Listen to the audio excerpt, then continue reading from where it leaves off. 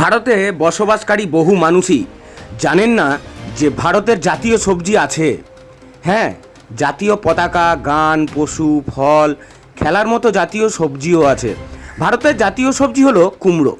এটি সমগ্র ভারত জুড়ে চাষ করা হয়। উৎপাদন বেশি হবার জন্য দাম সবার নাগালের মধ্যেও। খুব উর্বর মাটি প্রয়োজন হয় না কুমড়ো চাষের জন্য। মিষ্টি স্বাদের মিষ্টি স্বাদের সবজি কুমড়ো রোজকার রান্নার বড় ভূমিকা পালন করে। উত্তর থেকে দক্ষিণ, পূর্ব থেকে পশ্চিম কুমড়োর প্রচলন আছে সর্বত্র, এমনকি কাশ্মীরেও। বাংলার প্রায় প্রত্যেক কৃষি মাঠে দেখা যায় এই কুমড়ো চাষ। নদিয়ার শান্তিপুরে এই রকম চাষ উঠে এসেছে আমাদের ক্যামেরায়। ভিটামিন এতে ভরপুর কুমড়ো আমাদের শরীরের জন্য বেশি উপকারী। এতে আছে calorie, protein, fibre, carb, vitamin A, vitamin C, potassium, copper, manganese, vitamin B two, vitamin E, iron ইত্যাদি। এছাড়াও মনে রাখতে হবে যে এই খাবারে রয়েছে ভালো পরিমাণে বিটা ক্যারোটিন। কুমড়ো শরীরে কোষ্ঠকাঠিন্য থাকলেও সেই সমস্যা দূর করতেও সাহায্য করে। শরীরের রোগ প্রতিরোধ ক্ষমতা বৃদ্ধি। এই সবজি বিভিন্ন ধরনের ভিটামিনের ভান্ডার। হজম হয় সহজেই। জাতীয় সবজিকে সম্মান বাঞ্ছনীয়। কুমড়োকে আমরা বাঁকুড়ার আপেল বলে ঠাট্টা করি। অনেকের খাদ্য পছন্দ তালিকায় নেই, তা সত্ত্বেও ভারতের জাতীয় সবজি এইটি। তাই সকলের জ্ঞাতার্থে এই প্রতিবেদন, ডেলি নিউজের বিশেষ প্রতিবেদন।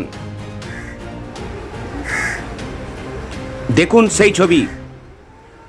নদিয়া থেকে ময়লায় দে, ডেলি নিউজ।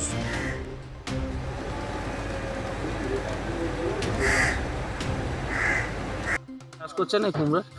কুমড়ো চাষ আমরা প্রতি বছরই করি। আজ থেকে 20 বছর আগে থাকতে চাষি আমি।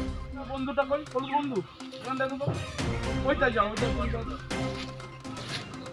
তুমি না তুমি করো। কোথায় বিক্রি হয় এই কুমড়োগুলো? কলকাতা বিভিন্ন জায়গায় মার্কেটে, কলকাতা শিয়ালদা, তারপর ধুলোগড়, তারপর বারাসাত, তারপরে আপনার এই বসিরহাট, তারপরে ঘটকপুকুর, তারপর আমতলা, এগুলো তো বিক্রি হয়। এইগুলোতে বিক্রি আর হয়। এইখান থেকে এই যে যেমন নদিয়ার এটা শান্তিপুর ব্লকের, এটা গয়েশপুর গ্রামের অন্তর্গত হিজুলি জায়গা না? হ্যাঁ, হিজুলি। তো এই হিজুলিতে এখান থেকে সমস্ত চাষিরা, কতগুলো চাষি আছে মোটামুটি? এই মোটামুটি আপনার এখানে আছে মোটামুটি 100 ঘর হবে।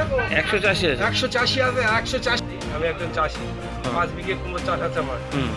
প্রতি বিঘে প্রতি 10 থেকে 12,000 টাকা করে কুমড়ো প্রতি খরচা। আমাদের কাছে এখন যে মালগুলো তুলে এনে এখানে স্টক রেখেছি, অর্ধেকেরও বেশি পচে যাচ্ছে। দুদিন রাখা যায় ঘরে? ভালো কুমড়ো হলে হয়তো 1 মাস থাকবে, কিন্তু কিছুটা শক্ত থাকবে না। এই যে এগুলো পচতে আরম্ভ করছে, ওর রসে তো আরও বাকিগুলো সব পচে যাবে। আচ্ছা, একটা কুমড়ো যদি এর মধ্যে পচা থাকে তাহলে? হ্যাঁ, রস তো লাগবে।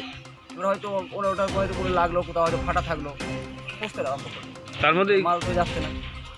তার মানে এই চাষির যে জমি থেকে যখন কুমড়োটা এখানে নিয়ে এসে গাদা দিল, তখন তো পচা ছিল না, তখন তো সব বাছাই করে রাখা হয়েছে।